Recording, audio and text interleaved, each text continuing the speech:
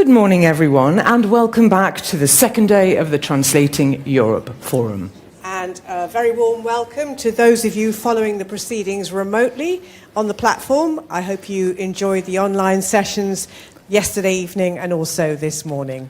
For those of you who weren't following yesterday, my name is Aminda Lee. I'm a British-Italian journalist, translator and moderator based in Rome. And I'm Anya Sitharam, a former BBC World News presenter, now filmmaker and moderator, and Aminda's co-host. There's a packed programme for you today, starting with a session on accessibility and how language technology is improving access to information. That'll be followed by a panel discussion on translation and technology in crisis situations, following on from our very inspiring keynote yesterday. But before we start, we'd like to remind you of a few practical points. We have interpretation, obviously very important for a conference about translation. The interpretation is from English and French into English, French, Italian, German, Spanish and Polish. In the room here, just select the channel that you can see on the screens either side. For those people watching on the platform, you can choose your preferred language at the bottom right-hand side of the video screen. And there is also closed caption on the online platform as well. And as you can see here in the room, we have international sign language interpretation. For anyone in the audience who needs that, please do sit on this corner of the room so you can see it nice and clearly. For the people watching on the platform, you don't need to worry about Wi-Fi, but those of you in the room, the Wi-Fi access code should be on your badges. Now, as you heard yesterday, there's a lot of demand for online sessions which we have during this conference. If you've booked a place but you're not going to attend, please do cancel it to let everybody else also attend, because we've had sessions this morning and last night, and there's a lot of demand. Yeah, they're proving very popular. Right, so we're going to be using the interactive Slido platform again today for sending in questions and running polls. So a reminder that Slido has been integrated into the platform. That's really cool, actually. So click on the Streams option for those of you watching online on the main menu, and then the stream video opens together with Slido for questions and polls with the chat window on the right. So to get us into the mood, and this is for everyone in the room as well, get your devices ready because we're going to open another poll. Please could we run the first poll? So could you rank which of the following services you think should use translation to maximize accessibility and offer it to all? A, public administration at all levels. B, healthcare. C, education. D, provision of news. E, cultural activities. And we'll leave the poll running for the moment. Okay, yes, you've got a bit of time to answer. The people who are watching online, you've got your Slido screen. Next to that is a chat window. Please don't put any questions in the chat. The chat is purely for chatting about the sessions. And all questions that you want to ask the panelists during the day should be put in Slido, and you can also vote on other people's questions as well, as we did yesterday. Check your mobile phones in the room here are on silent. But please do tweet. We're very happy that you tweet and you're on Instagram. We see that a lot of you are being very active. That's wonderful. A reminder that the hashtag is 2022TEF. And while you're filling in your results on the poll, let me just remind you that if you missed yesterday's plenary sessions, they're already online on the platform, and you can use the platform to schedule one-to-one meetings and with other participants. And don't forget, there's also the expo area, which you can pop into, accessible from the platform's homepage to find out more about DG Translation's projects and partners. Okay, I think we've had enough time to take part in the poll, so please let's look at the results. I think they're there. Can we close it? Right, 290 of you have taken part. Interesting. Public administration at all levels, number one. I suppose I would have kind of expected that because that's the things that help your life work when you're in a country. Getting through all the bureaucracy. As someone who is in Italy, I know how important it is to be able to understand the bureaucracy. So public administration, yes, very important. And healthcare. In a way, I'm surprised that healthcare wasn't number one, really, because... That's absolutely essential, isn't it? It is, yeah. Absolutely. But then again, education. I mean, I think we should have perhaps given you an option of all of these, because I think they're obviously all really important. And we'll be talking a little bit about this in our session that's coming up. So thanks, Anya. Thanks, Amanda. Thank you. And what I'd like to do is, I'd like to invite our panelists for our first panel. Would you like to come up on stage, please? And while they're getting on stage, give us a couple of seconds as they're coming up. What was I going to say? Please, don't be shy. Anya, did you leave your microphone? Yes, great. Okay.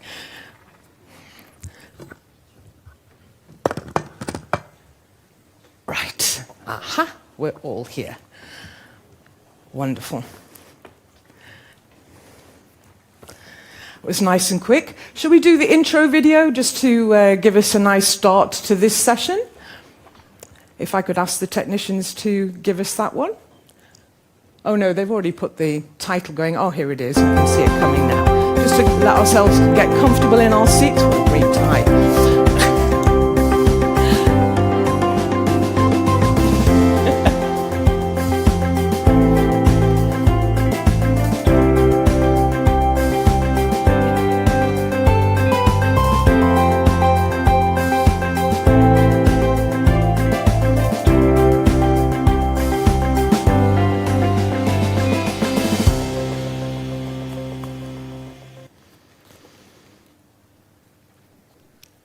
Okay, so welcome to you all in this first panel. It's always difficult to be the first opening panel of the day, so we need to get everybody warmed up, but we've got plenty of interesting things to discuss, so I think it'll be a good start to the day. Now, we've heard that translation is all about meeting the other. And in this session, we're going to be talking about how translation enables accessibility in all its forms. For example, as we saw in the poll just now, the provision of translation enables access to information, very important, and services, and that's for everyone, whether it be in education or healthcare, public administration, news or culture. And it's especially important because migration, as we know, in Europe is increasing, and we're seeing increasing numbers of migrants. And of course, that means we've got more people in our countries who are speaking different languages than we've had before. And that also increases the need to have more unusual language pairings, which perhaps we've never had before. Then, on the other hand, we have technology that is helping the work of translators themselves and making it easier for translators with specific needs to do their jobs, and thus opening up the accessibility in the profession. And then, of course, accessibility also includes aspects, as we heard from the Commissioner yesterday, things like plain and clear language, accessible technical communication, sign language, as we have behind me, interlingual re-speaking and interlingual written re-speaking. So accessibility covers a huge amount of topics. We're not going to be able to cover them all in our 70 minutes that we have now, but we're going to try and cover as many of them as possible. We've got 4 experts, and they're going to pass on their insights of the various perspectives. I'm going to give them a brief introduction, and you can see the rest of their biographies on the TEF platform. So on stage we have Bogdan Mitrofan, who's been working in the translation business for 16 years, with a vast majority of his output relating to European affairs and EU institutions. As you can no doubt appreciate, his physical ability has made his job very challenging, but not impossible. Fred Bane is Senior Data Scientist at TransPerfect, and he'll be outlining progress made in providing healthcare that is more accessible, and work on recognising regional dialects and speech impediments, among many other things, all thanks to new technology. Then we have Birgit Grübl, who works as an intralingual live subtitler and subtitling editor for the deaf and hard of hearing at the Austrian Broadcasting Cooperation (ORF). And last but not least, sitting next to me, I have Benjamin Poor, who is anything but poor. He is at the European Broadcasting Union, and he works as a project manager on Eurovox, which we're going to be hearing about a little bit later. So give our speakers a big round of encouragement with a nice round of applause.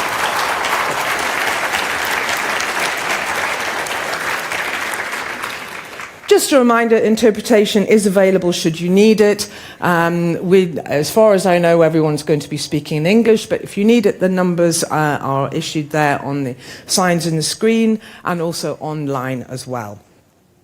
So the next 70 minutes, we're going to be jam-packed, as I said. We're going to have some opening remarks from the speakers. I think you've probably gathered I like my polls, so we're going to be having plenty of those dotted through, like yesterday's opening plenary session. There will be a chance for questions too, so please do send them in on Slido. Please upvote them so that we'll be going to the ones with the most votes first. And we'll see if anyone has the courage to ask a question from the room as well. That would be nice. I'll try and get as many questions in as possible. So to set the scene for our first speaker, I'd like to launch our first poll for this session. And so that's how you can join Slido for those of you in the room. Online, you've got it there already next to the screen. And in this one, what I'm asking is, for which of the following actions do you most commonly use keyboard shortcuts? And we'd like you to rank your answers. So we'll see what they say. I'm going to leave the voting open for a bit, but I'm going to start by talking about accessibility in some of its many forms with Bogdan Mitrofan. Now, while people are voting, can you just tell us a little bit about your background, about how you got into translation, just give us a bit of a perspective on how you got involved in the industry? Thank you very much for inviting me here. I'm very happy to be here. Also not so happy to be the first to break the ice here in this panel. Yes, I've started somewhere in 2006 when Romania was taking its final steps to join the European Union. There were some red flags that Romania had to deal with regarding the rule of law, the institutional organization and human rights.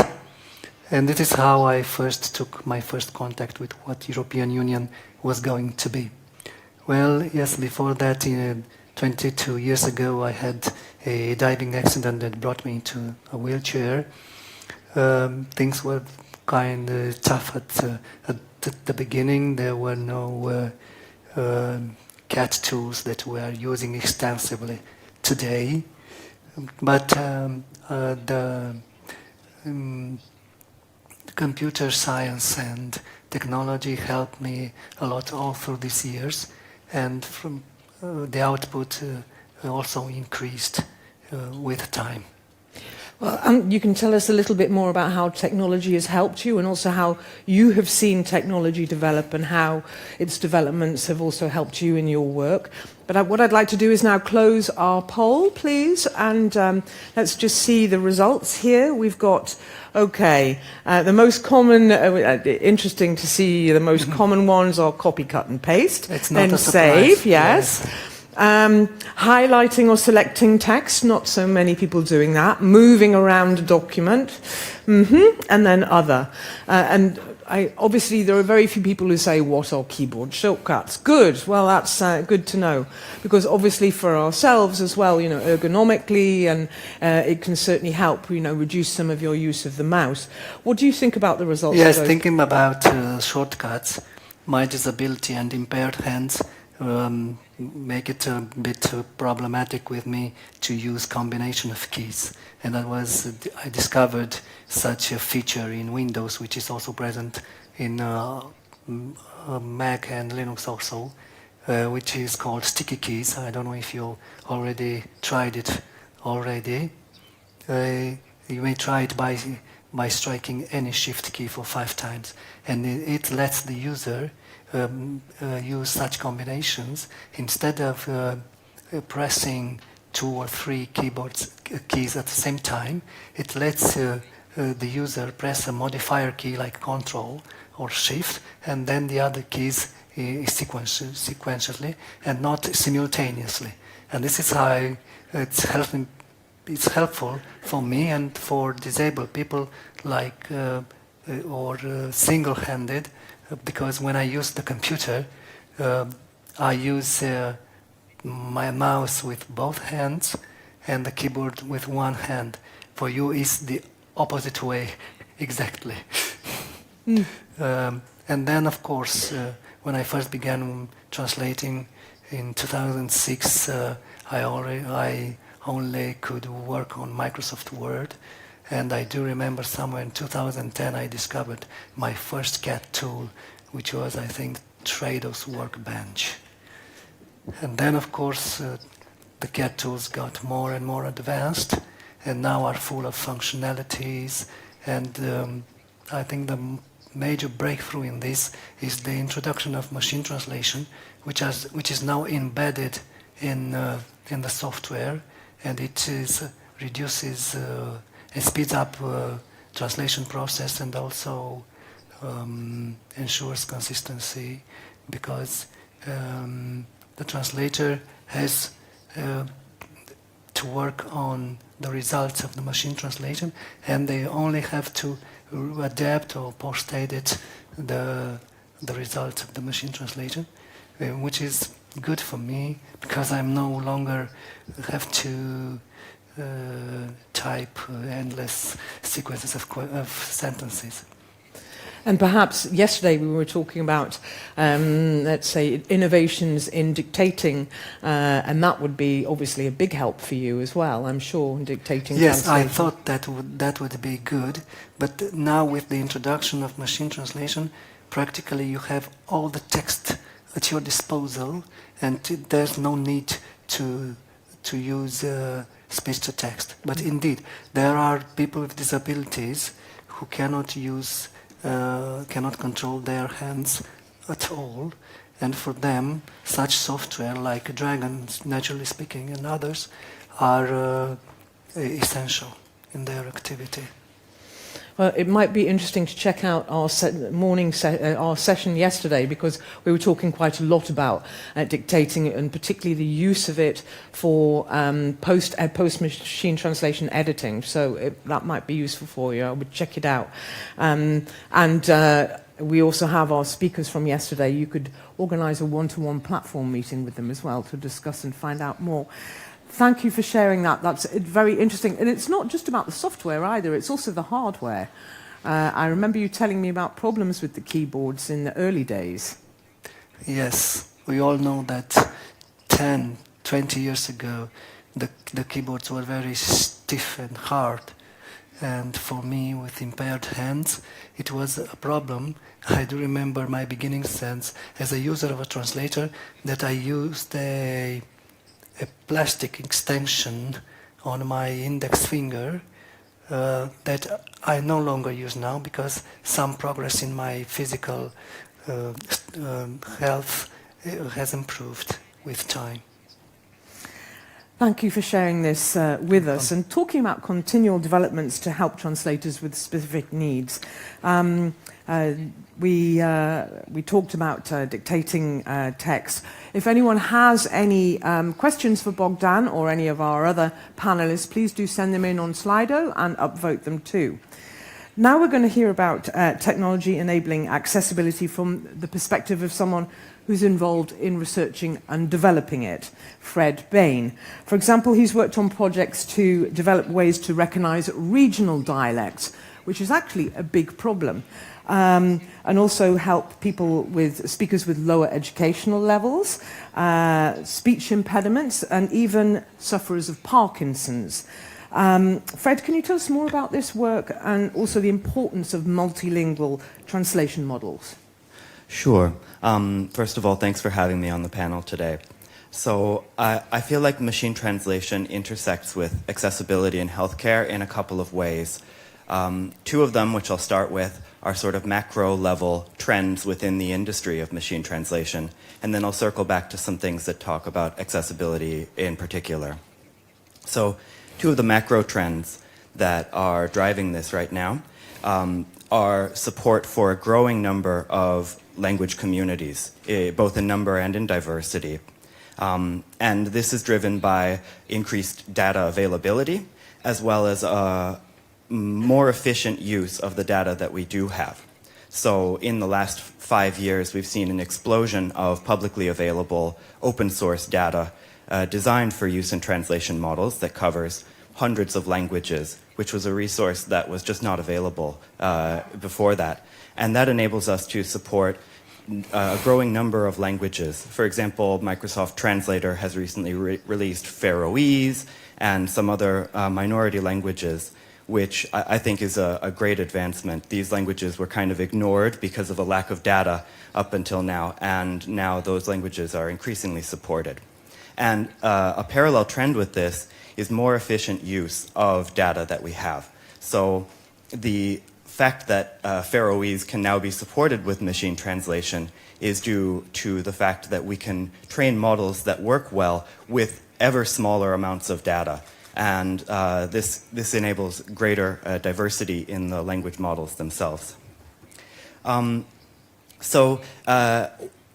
How this relates to accessibility, in one way, speaks to your point about the regional dialects.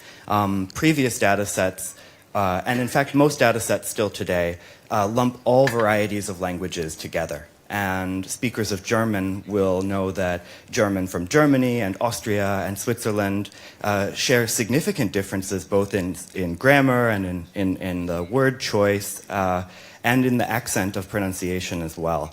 And so one of our missions in TransPerfect is to be able to support different regional varieties of languages. So Portuguese for Portugal, Portuguese for Brazil, Spanish for various countries in Latin America. These are important advances. Then multilingual models, like you mentioned. These are a recent innovation. In the last couple of years, they've been increasingly competent. And one interesting thing about these multilingual models is that they are capable of translation in what we call few-shot or zero-shot circumstances. And what I mean here is that there are very few or no available data for a specific language pair, but simply because of the exposure the model has to the translation task in various situations and data from lots of different languages, it's able to translate directly from, say, Korean to, say, Farsi. And I think this is important for accessibility because we no longer need to rely on English as a pivot language. Let me backtrack and say, in a few years, we will no longer need to rely on English as a pivot language. Within TransPerfect, still for these language pairs, our pivot system performs better than multilingual. But it's my expectation that within a few years, we may move to multilingual translation models, enabling these direct translation across hundreds of different language pairs. And lastly, let me circle back to a few accessibility-related things, like translation designed for people with different abilities or different educational levels. You mentioned intralingual respeaking or rephrasing. This is something driven by subtitle translation, but sees its application in healthcare scenarios where people may have different education levels. So taking the technical language of a medical professional and translating it into something that someone with a lower educational attainment level can understand and relate to and contextualize can really spur accessibility in the public healthcare sector. Yes, so that's what I'd like to say at this time.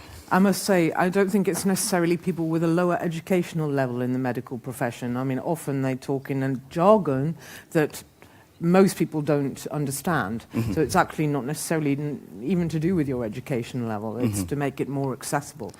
Right, and people with different medical conditions clearly may have difficulties speaking, hearing, reading, and there have been people in the field working on adapting these technologies for people with different ability levels. For example, there's research on speech recognition specifically for people with autism, or even using speech recognition as a diagnostic tool. I'm based in Barcelona, and I'd like to give a shout out to a local startup that is working on finding biomarkers, what they call vocal biomarkers, for diagnosing Parkinson's from speech. And this is quite an interesting adaptation because not everyone thinks to go to the doctor or has time or resources to access medical care. And so having these predictions about possible developments in health that are developed in the course of normal use of technology can help us diagnose in time, apply treatment in time, and improve health outcomes. Yes, though of course that's a whole kind of different side world to where we're talking about, but it's actually very interesting, what you can get from speech. And I think it raises an interesting question, which we might see quite different perspectives in the EU and the US, which is how do we collect data to train these models? So AI models, they're data hungry. And while I've mentioned that we are improving our efficiency with using data, they still need vast amounts of data. And in the US, many people have a persistent distrust of government, which has led to private companies being the ones driving these innovations. And people might be quite uncomfortable with the idea of the government having these data. Whereas my perception in Europe is that people may be more comfortable with governments handling these initiatives rather than private companies. And so it's an interesting question for me. How do people feel about the use of their personal data for these things that may not benefit them directly? Or how can we equitably share the benefits of these technical advances that are driven by personal data? Thank you, Fred. That now leads us on to our next poll, because we'd like to find out what you think about this. And the poll is about data privacy. Obviously, in Europe, we have a kind of different attitude to it, to the Americans. In fact, I think it's probably the opposite. We prefer the governments having rather than private companies. But we'd like to know what you think, how comfortable or uncomfortable you would be with governments using anonymized health records to train AI models. I'm going to leave that open for a couple of moments, and I'll just let you get to your sip of water, Birgit, because I wanted to come to you. We're going to be hearing about how you use speech recognition for subtitling on Austrian television in a minute. But how would you answer that question? Putting you on the spot here. How comfortable or uncomfortable would you be? Not too comfortable, I think. Not too comfortable. Okay. I'm not going to ask you why, because it's a whole long argument. But okay, Fred, you've already got one answer here, and we're getting other ones there. I will leave it for a few more minutes, and just ask our other. Ben, what do you think? How would you answer this? I think I'd be quite comfortable. I think the key phrase there is anonymised, and I'm picking up on what Fred said, which is if governments don't do it, commercial companies will. So I'd rather actually the government does it under regulation, under scrutiny, with anonymised records. Bogdan? I would be quite comfortable with Quite that. comfortable. Yes, I'm not sure that private companies would do a better job than the governments on this. Interesting. Okay, thank you. We're now going to close the poll, and we see that 39% of you are quite comfortable, but 26% are quite uncomfortable. So it's a real kind of split there, almost split. Yeah, interesting. Okay, well, you can talk a little bit more about that in a moment if it's relevant. But Birgit, we've been hearing about how machine translation can help us in our jobs, but it's obviously not able to replace human beings completely. In fact, as the Commissioner said yesterday, human beings can speak to the heart, whereas machines can't. Can you tell us a little bit more about your work and how you use machine translation in your subtitling work? Yes, exactly. Thanks for the introduction. I'm really honored to be here today. Yes, as you said, I'm an intralingual subtitling editor and live subtitler for deaf and hard of hearing for the Austrian television, so the Austrian Broadcasting Cooperation, ORF. And we are producing prepared subtitles, lots of semi-live subtitles, but also live subtitles. And their technology is very important for us.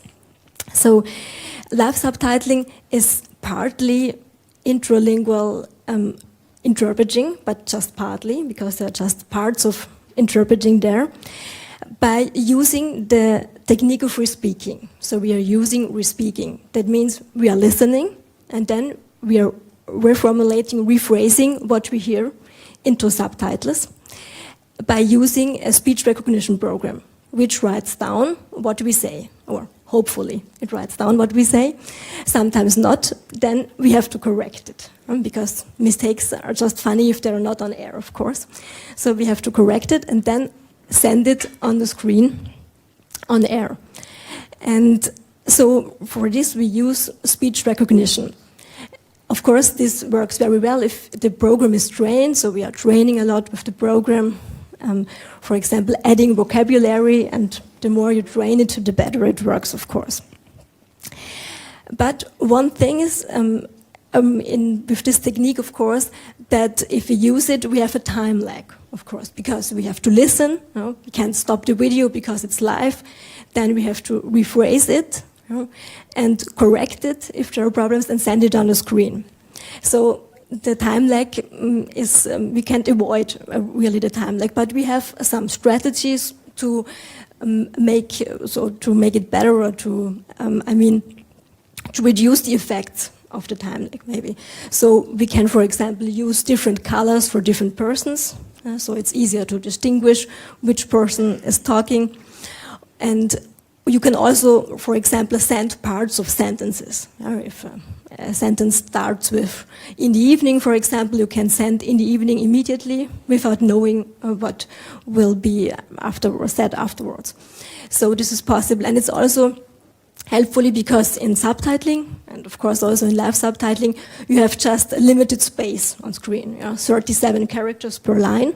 So of course it's also helpful to send some parts of sentences, even if it's not always possible. Of course, if it's very stressful, or if you don't, someone speaking very quickly, of course it's not always possible to have this possibility to send parts. But it's a method, and if it works, it's a good thing to do it, of course. Yeah, so this is the technology we use most of the time, because for most situations, for most live situations on TV, this is the best method, I would say. But we are also testing and using automatic speech recognition, because there are situations where it can be applied. So we use it, for example, for press conferences, for some press conferences, which are just streamed online. So that means not on TV, because on TV we don't have a delay in this kind, because if it's streamed online, these press conferences, we have the stream 2 minutes before the public. So we have the stream 2 minutes before the others can see the stream, and also the text of automatic recognition. So we have the text and the video 2 minutes before, and we can correct it, because of course it has to be corrected. It's not just completely automatic, so we have to correct the sentences. But this is a method which is useful for these press conferences when the speakers are well prepared, if they do not talk too quickly, for example. So this is in this for this form, it's possible. But of course not for all situations, because when we have to subtitle, it's always, as it has been mentioned yesterday, condensing, of course. So you have to condense, you reformulate, and if it's automatic, you don't have this aspect, of course. But for some situations, it's very useful, as I mentioned, for these press conferences where we can use it and correct it, and you see the difference. So if someone speaks very clearly and slowly, it works quite well. So it depends, And this is a really interesting or important aspect. So if someone has to speak clearly for speech recognition, this is also the same if I'm working as a re-speaker. I have to speak really clearly. And also, if it has been mentioned concerning dialects, now if someone's speaking or using words in dialect, which is very often the case in Austria, I have to reformulate this, or rephrase it, or to type it maybe. It depends. But it is necessary to rephrase it in general. So that's, mainly the things I do for television, not only, but yeah. Interesting, picking up on the regional dialects and how difficult that is. So maybe you and Fred need to be talking on the sidelines and you following some of his technology. Very interesting. I see you've already been sending in some questions on Slido. Great, thank you. Keep them coming in and keep voting on the questions that other people send in as well. I'm not monitoring Twitter or Instagram, but please do pass on our tips and things that you hear here to other people who are interested and not able to attend TEF with the hashtag 2022 TEF. Before I turn to Benjamin, I'd like to launch another quick poll. Fingers at the readies, please. This time it's not multiple choice, it's a word cloud. And we want to know where you get your language technology news from. I can already see some people in the room going, not sure about that. Have a think. Okay, social media. Okay, well, we'll see what's coming up here. I'm going to leave this on for a little bit.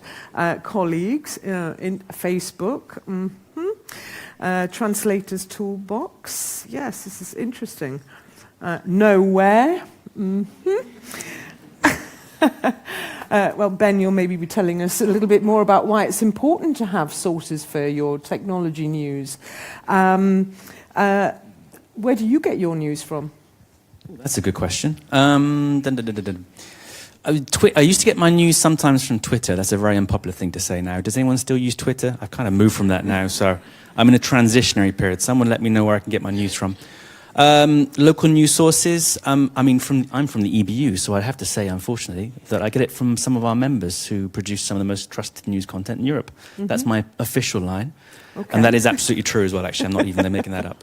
But I think, if I continue to say, I think where to source your news is really, really important. I think it's really interesting to see social media there, because some of the research that we've done across Europe is that social media is amongst the least trusted media in Europe for some countries. I think it varies if you go into Southern Europe, but certainly it's interesting that people get their news from what is essentially quite a chaotic and untrustworthy medium. Yes, absolutely. I'm very glad to see, and it's disappeared now, but I saw TEF in there somewhere. And I definitely think that obviously if you don't do anything else, following this forum certainly helps you keep abreast of some of the latest technological developments.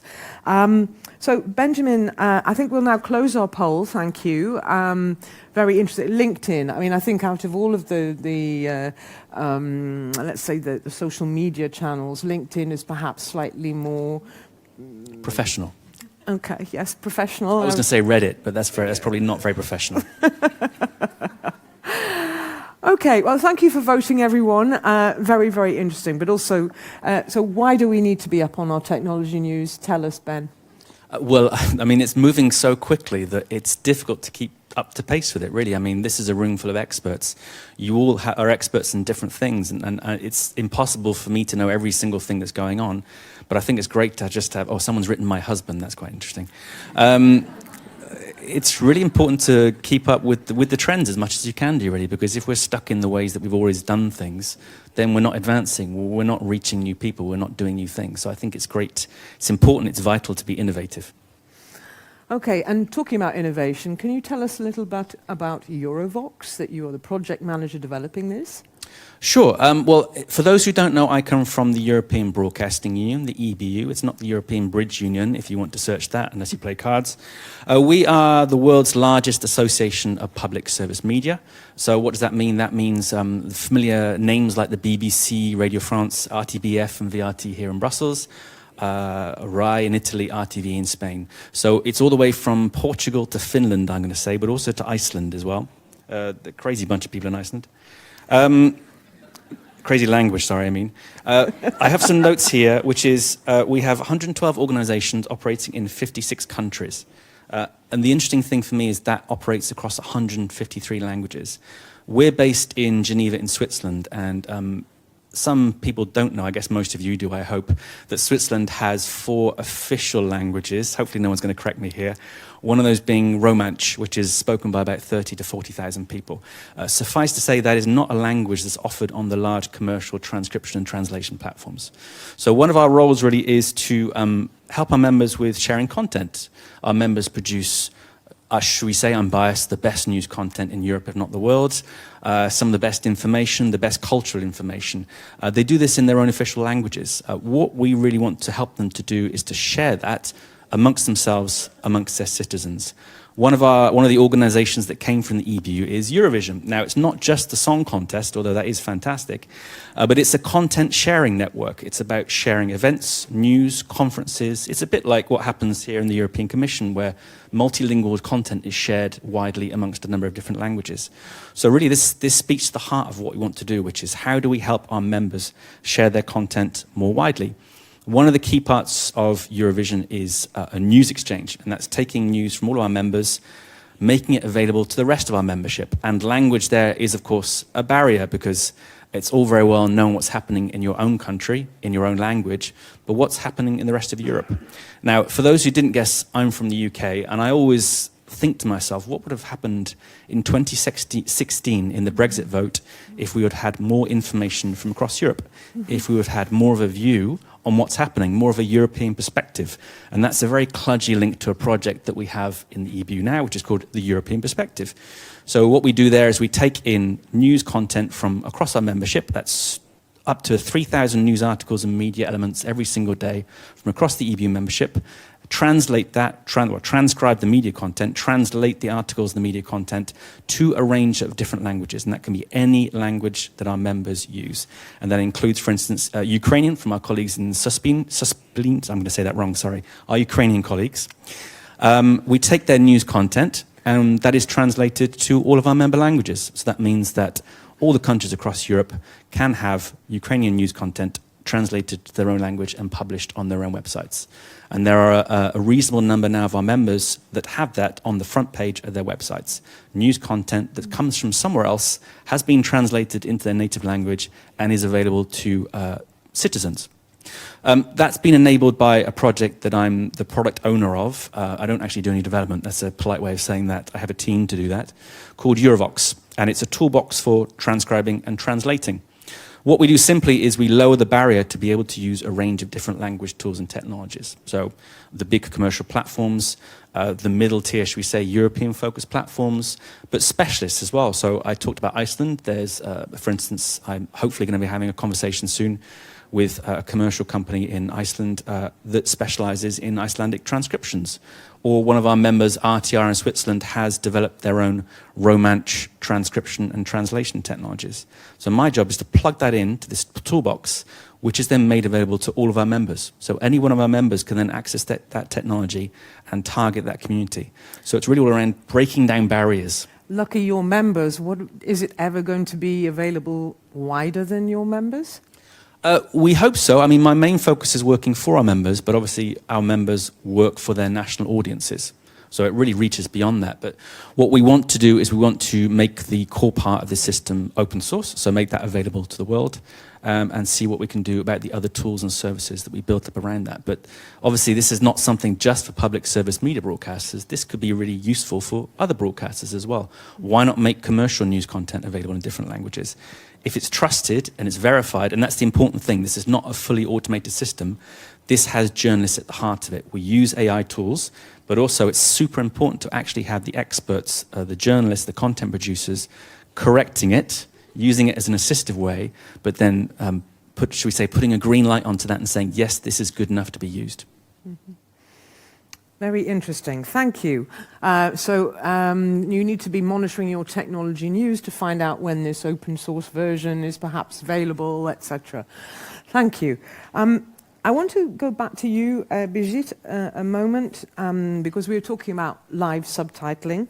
And I think it's interesting because that is obviously slightly different to speech-to-text interpreting and also to interlingual re-speaking. So before we come to audience questions, I thought I'd like to just talk a little bit about that.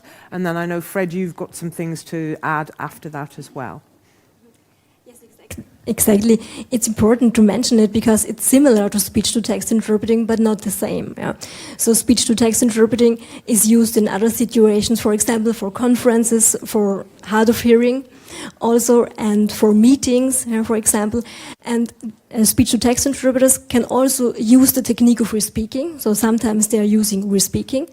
But sometimes they also use the traditional method where they are typing. So they learn to type very fast. There are different systems.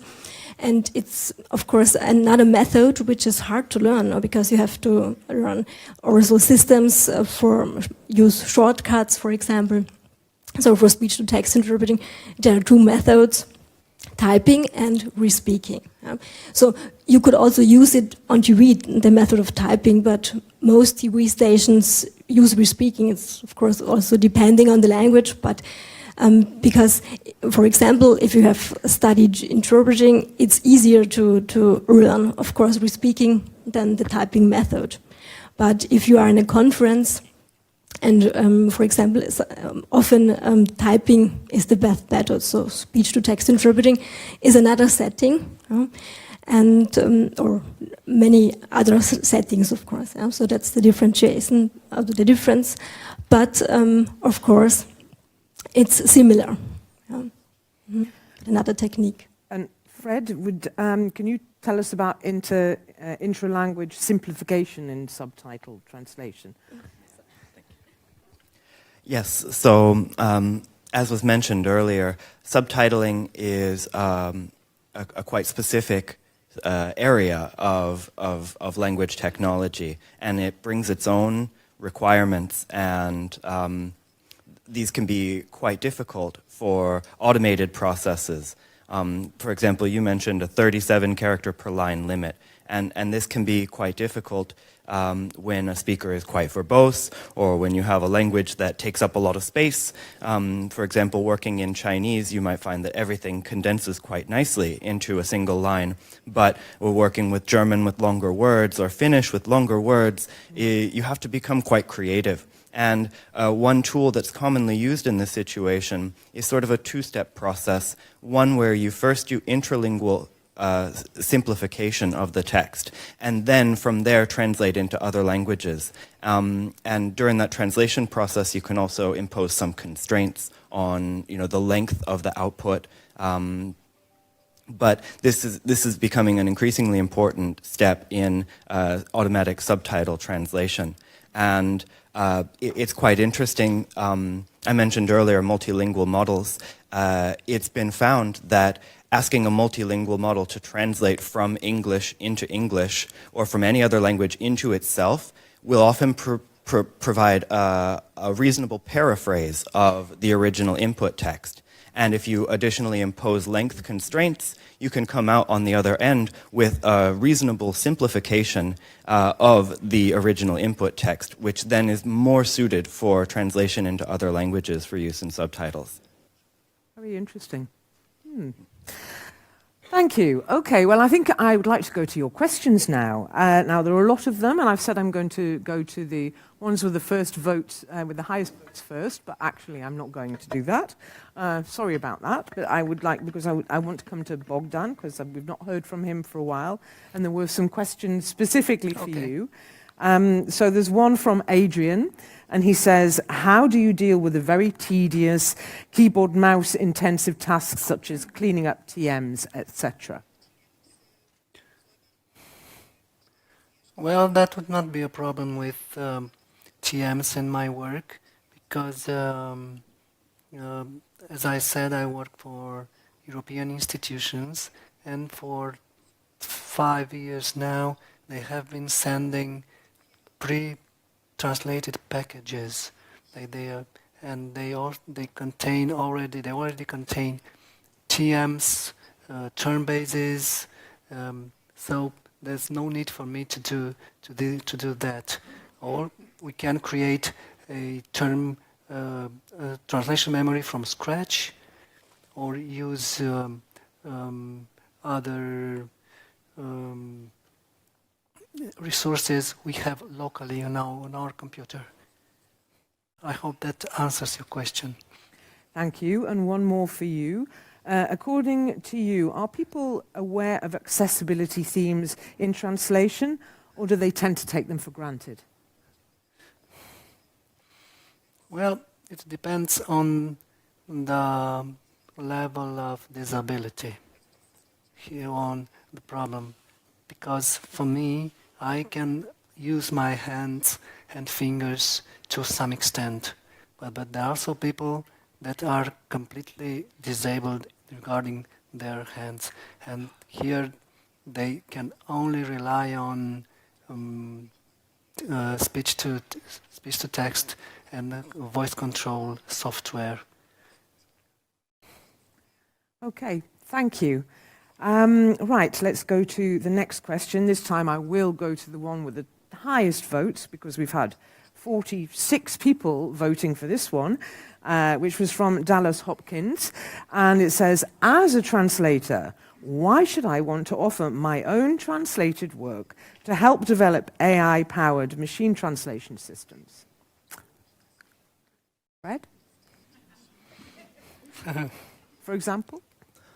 I'm not sure that you would, to be honest. As an individual translator, you may benefit from keeping your own translation memories locally, developing your own term bases, and these can be used to help improve your productivity. But in terms of submitting your own original work content so someone else can leverage it and profit off of it, I don't see much impetus to do that. As a translator, stepping back a bit, as a translator, a former translator myself, I certainly benefited a lot from advancements in machine translation technology. I started my career before moving into the data science field. I was a Chinese to English translator for clinical trials. And when I started, machine translation was completely laughably unusable. And over time, it developed into a useful tool, to a very useful tool, to my gosh, that's good. And as a translator, I benefited immensely from that, though I did not contribute in any way to that development. And so there was no motivation for me as an individual to contribute my work product to this, but I certainly benefited from it. Okay, thank you. I'm looking at, there's a couple of Slido questions that are very interesting, but anyone in the room have aha? Okay, we have a hand over there. I'll go to this one, and then when I come back to hands in the room, I'll come back to you in a moment. Please remember that our definition of question is maximum 2 sentences with a question mark at the end. Thank you. I'm Sabine Hanoul from the University of Antwerp. This panel is about accessibility in many forms, but I've been missing one important form, which is audio description. So I would just mention this. And then I have one important question to the people, to the 4 panel members. Does someone of you involve the target public of accessibility in your jobs or in your research, because it is very important to involve them directly? Thank you. Obviously, thank you. Audio description. We were going to get to audio description. We've not covered it yet. Birgit? Yeah, thanks for this question. Yeah, I wanted to mention it. Of course, in Austrian GB we have other forms of accessibility, of course, of access services. There is also sign language interpreting for some programs. There is easy language, news in easy language, and also audio description. Yeah? We don't do that ourselves, so we have other companies who do that for us. But 2 colleagues of mine developed an editor for audio description. So you can write in this editor the audio description, for example.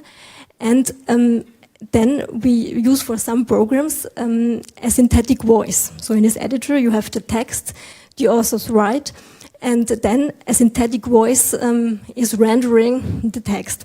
It's not used for every situation, of course, and there's also live audio description, but for some situations we started to use it, and we are proofreading the scripts, for example, proofreading and sometimes adapting the voice. So if something isn't pronounced well, so we have to correct it or, make corrections because if there is something which has to be changed. Sometimes also together with the editorial who has made the program, so there's also a cooperation.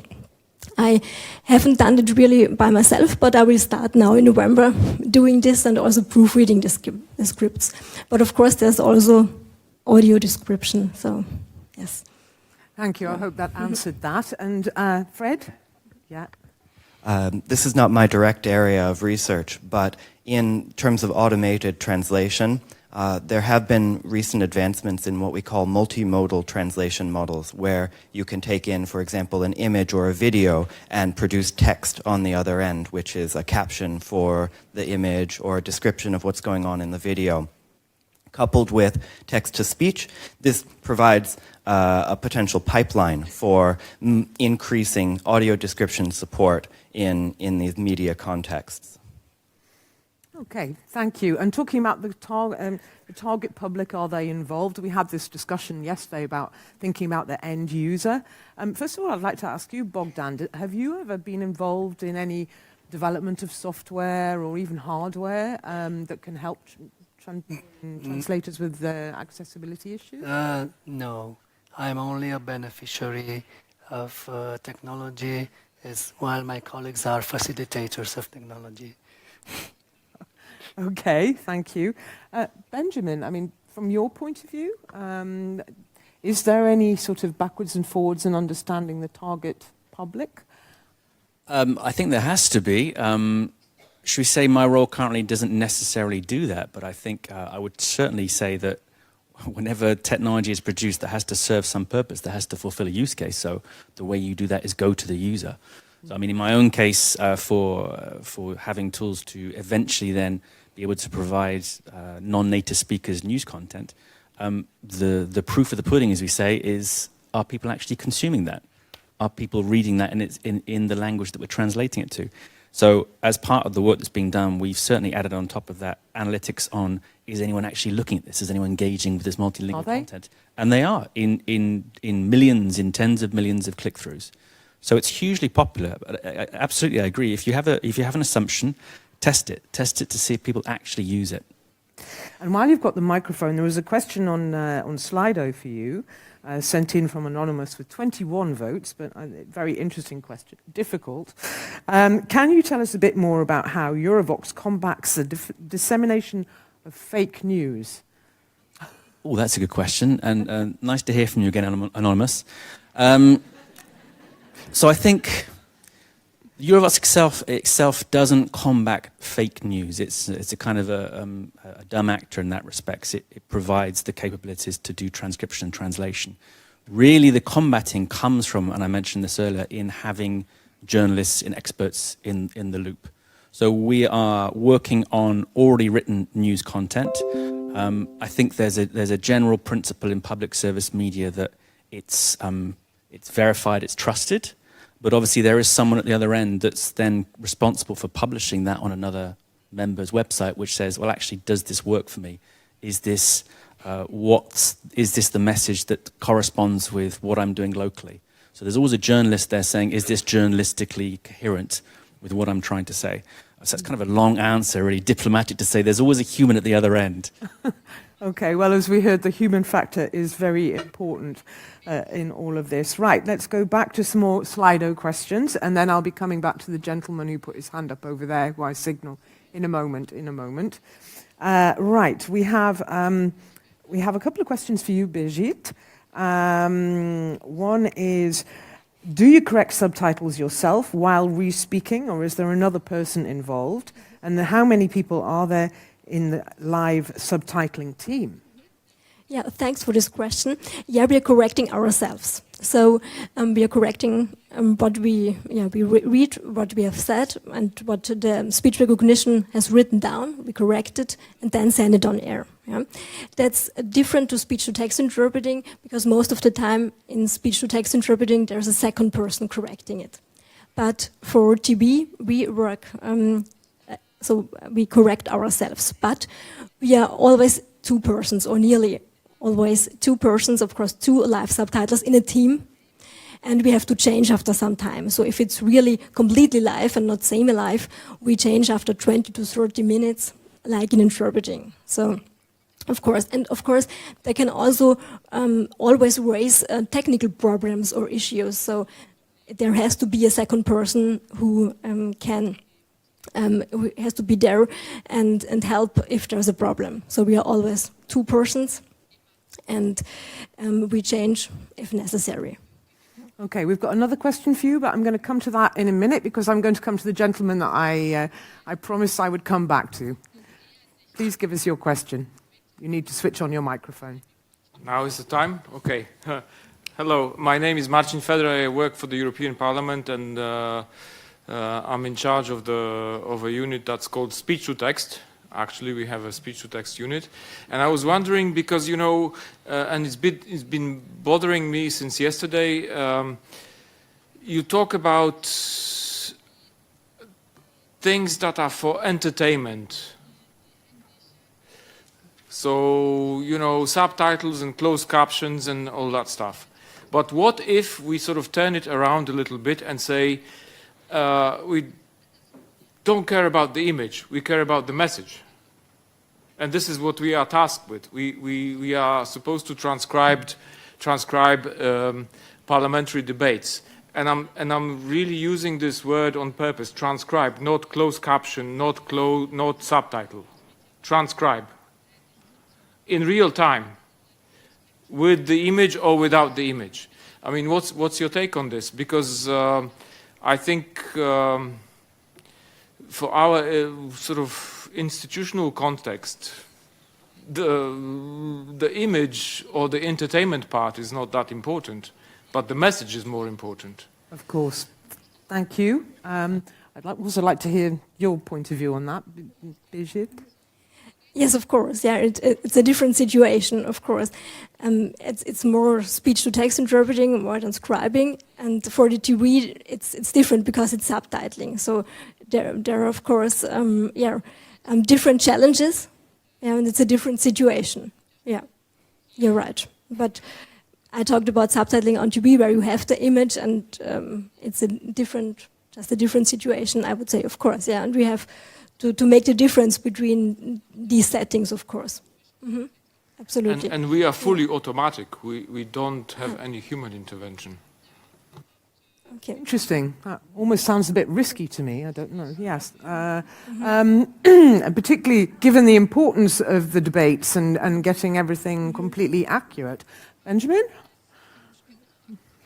To follow up on that. That's really interesting. I'd love to have a chat with you afterwards about that.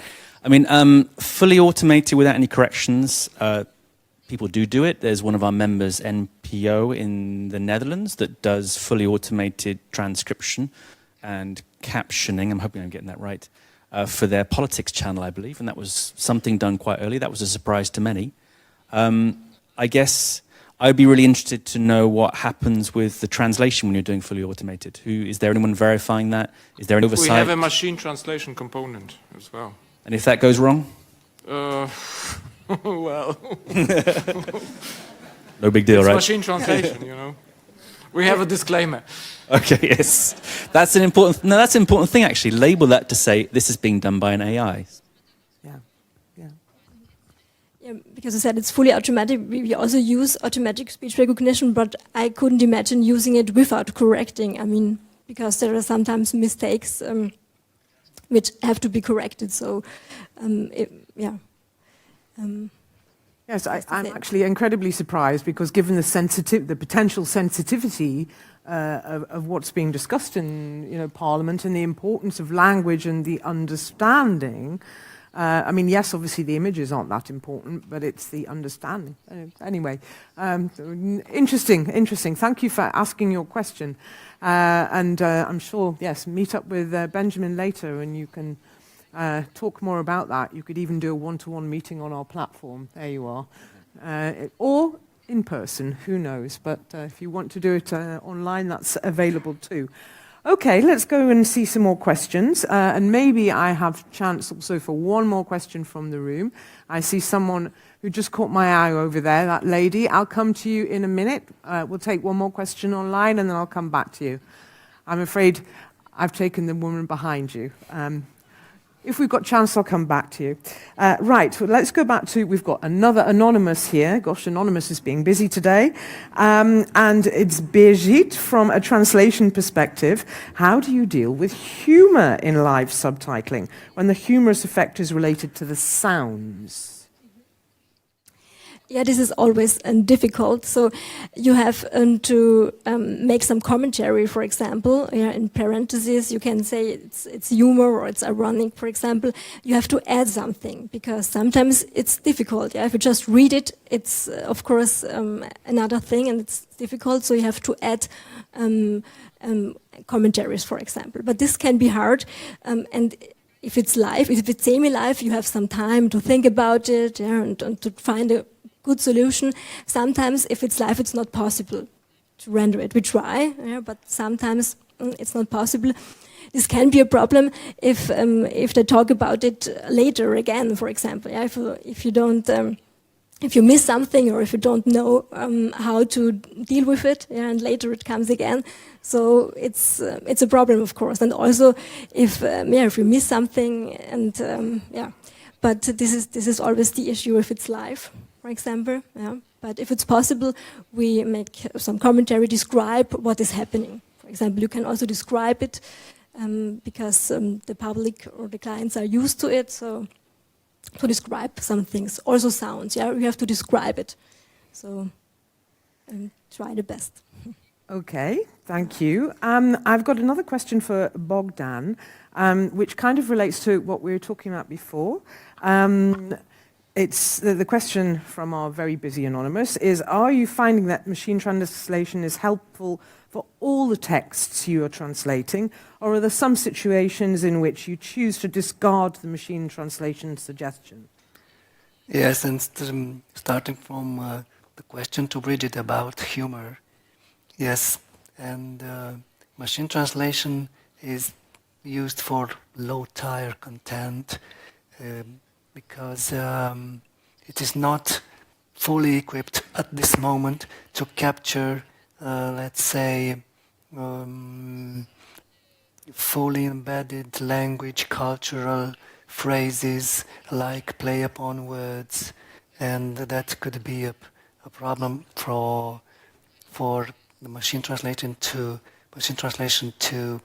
capture these, which is in fact a good thing, because we are glad and happy with all this advancement in machine translation, but I don't think we want it to replace the human translator. Certainly not. But then again, you use a lot of European institutional, do a lot, so I imagine there's not quite so much humor in there that you have to... Yes. No. When I got the machine translation results in the column, sometime you tend to take for granted what you receive, but other times you need to reformulate everything and discard indeed what you receive from machine translation. It depends on the specific type of the document. If it is more linear or repetitive, it is good. But if the content is more technical or more culturally embedded, that would be a difficult task, and you need to reformulate it entirely. Okay, thank you. We've still got 10 minutes left. I'm going to come to our question in the room in a second. But what I would like to do is I'd like to launch a final poll, which we're going to leave running for a while we do the last few questions. And the poll is, which of the following things should be done to improve accessibility? And here we'd like you to rank the options. So you have more language options pairings, greater coverage of regional dialects, more software functionalities for disabled translators, improve hardware, and more subtitling or audio descriptions. So we'll leave that running. And now I'd like to come to our lady in the room. Please switch on your microphone and go ahead. Thank you. My name is Clara and I'm from University of Osijek. So my question is for Birgit. You mentioned two techniques, re-speaking and typing. So when it comes to typing, are stenotypes machines being used or regular keyboards? And if not, would it make sense to move stenographs to other fields outside of courthouses? Thank you. Yeah, it depends. There are different keyboards used. It also depends on the language. But we don't use it for TB because we just work with re-speaking. So I didn't learn to type fast. So of course I'm fast because I'm used to it and using it, but not like speech-to-text interpreters who are using this technique. So it depends on the language, but there are different methods. And there's also velotype, but you need, of course, more time to use these keyboards. But there are, for example, postgraduates where can learn speech-to-text interpreting with the keyboard and training it, because it takes a lot of time, of course, to learn this. You have something to add on that? You were nodding intensely, and I thought you were good. Very strongly agreeing. Okay, very strongly agreeing. That's all right. Okay, we're going to leave the poll going, but I would like to. I've got time for one more question, maybe, depending on how many things how we have to answer it. So let's have a look. Now this is an interesting one. Ha ha ha ha. Right, from our friend Anonymous, 41 people like this. Should there be a legal obligation for companies to explicitly ask translators for permission to repurpose their translation for non-human use? In other words, AI.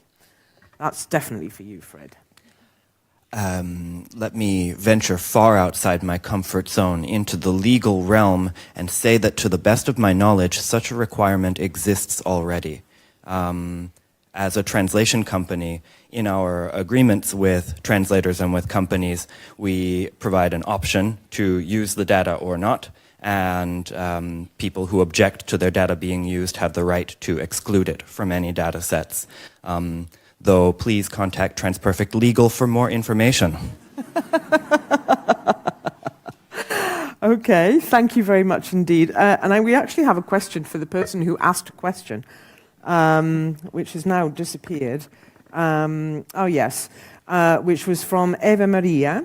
I'm not going to ask you to answer it, but I just thought I'd like to put it to you because I think it's quite interesting. We were talking about involving the end users before, and so it says, what about the quality of fully automated speech recognition in the European Parliament?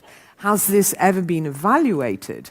So that's an interesting thing. Has it been evaluated? Do you want to quickly answer? It's to you, yes. You're looking very surprised. I European Parliament. Sorry. I'll ask it again. Yeah. So what about the quality of fully automated speech recognition in the European Parliament? Has this ever been evaluated? Yes, we evaluate it on a regular basis because we have to meet certain benchmarks, and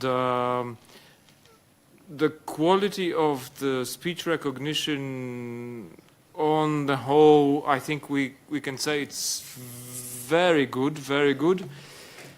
But then you have this cascading problem into MT, you know, and if there is something wrong with ASR, then it sort of is compounded in MT. But on the whole, I mean, we're extremely pleased with ASR, and what comes next with MT, yeah, it's a consequence of what we have. And I just have a question for you. You say it is evaluated. Are the final users involved in that evaluation? we focus on linguistic quality primarily. So, but yeah, we have this accessibility. That's why we're here today. We have this accessibility thing on our mind as well. So, but our sort of primary goal was to focus on the linguistic quality and then add progressively accessibility features, both in terms of IT and sort of Also, perhaps clear speech user and plain speaking. experience and That is perhaps. But our primary goal was to focus on linguistic quality. Thank you. Okay, it's quite unusual to have a discussion with someone in the audience, but I thought it was because it was very interesting and it was a relevant question. So thank you for being our sort of non-panelist panelist as well. That's much appreciated. Okay, we have very few minutes left, so I think I'll take the last question, which kind of rounds us off to almost where we started, which is, what are the most efficient keyboard shortcuts? Okay, now efficient is difficult to say because it depends on how you view efficiency. I would say, what's your favorite keyboard shortcut? So from our panelists, Bogdan, your favorite keyboard shortcut? Maybe the most important is the save. You don't want to lose your work if it's a power blackout or something. Maybe the Control S is the most efficient and widely used for me. Absolutely. Okay, Fred? I'll give a shout out to an underrepresented keyboard shortcut on Windows, Alt-Tab to switch between program windows, Command-Tab on Mac. And Control-Alt-Delete? Yeah, for when my computer crashes like every day, yes. Okay, thank you. Let's not defame any software here, thank you. Birgit? I would also say save as, because if you forget and you lose some subtitles and you have stress, so it's a problem. So save as, for me, I also think it's the most important shortcut. Yeah. In fact, it's funny, I was working on a shared document on an online platform, and of course it's all automatically saved. And I'm going continually Control S, and it's doing absolutely nothing. And I'm getting more and more anxious, and then so it takes time to realize that you have to trust the machine, that it is being, I don't trust them, but anyway, I still go ahead with my control. That gives you a sense of progress of what you are doing. Benjamin? That's an interesting one. I would say don't trust the machine. Never trust the machine. Always press Control S. I was going to say the whatever screenshot button there is. So when something goes wrong, you can send that to someone to say there's something wrong. But I will actually finish by saying I think Alt F4 is probably the most important one, because it's important just to take a break sometimes. Close your computer, close the application, take a break, go outside. Absolutely. Okay, thank you. Well, on that note, that brings us to the perfect end of our panel. Let's just have a look at the poll. Actually, we've got 3 results that are more or less the same. So more subtitling audio descriptions, more language options pairings, and more software functionalities for disabled translators. And then regional dialects, people obviously don't think that's quite as important, and also the hardware as well. Thank you for voting. That's very, very interesting. And I would like to thank our speakers for a really interesting panel. We have Bogdan, Fred, Birgit, and Benjamin. Please give them a big round of applause.